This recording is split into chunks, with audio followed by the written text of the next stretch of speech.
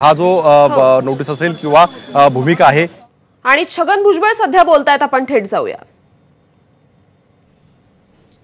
ते ओबीसी महामंडळ आहे, बघा किती झाले। 1,500 कोटी रुपये सुद्धा नाही मिळाले त्यांना, आणि 25,000 कोटी रुपये दिले। आम्ही आताच म्हणतो त्यांना दिलं ते आम्हाला द्या। मंत्रिमंडळामध्ये आज उलट मी बोलत असतो, विचारा कोणाला पण, की जे इतर समाजांना दिलं ते ओबीसी समाजांना द्या। आता आम्ही उलटी मागणी करतोय, त्यांच्याकडून आम्हाला द्या, तरी सुद्धा हे थांबत नाही, तर आम्ही काय करू।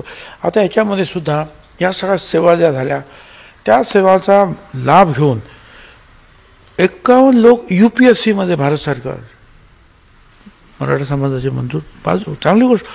त्याच्यातले 12 IAS झाले, म्हणजे कलेक्टर वगैरे रँकला गेले। 18 IPS, SP police commissioner, 8 IRS, तुमचे इन्कम टॅक्स वगैरे त्याला, IFS म्हणजे फॉरेन सर्व्हिस मिळालं ना लोकांना। परदेशामध्ये लोकांना पाठवलं।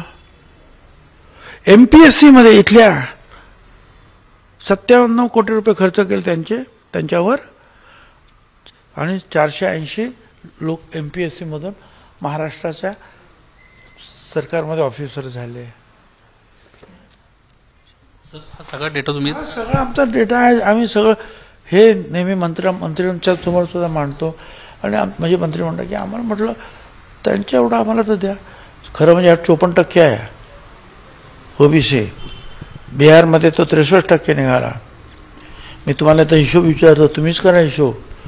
54% मंडल आयोगाने मानलेला आहे, 54% 9 जजेस सुप्रीम कोर्ट, त्यानुसार 27% मग अर्ध आरक्षण दिलं। 54% बरोबर, आम्ही म्हणतो 54%।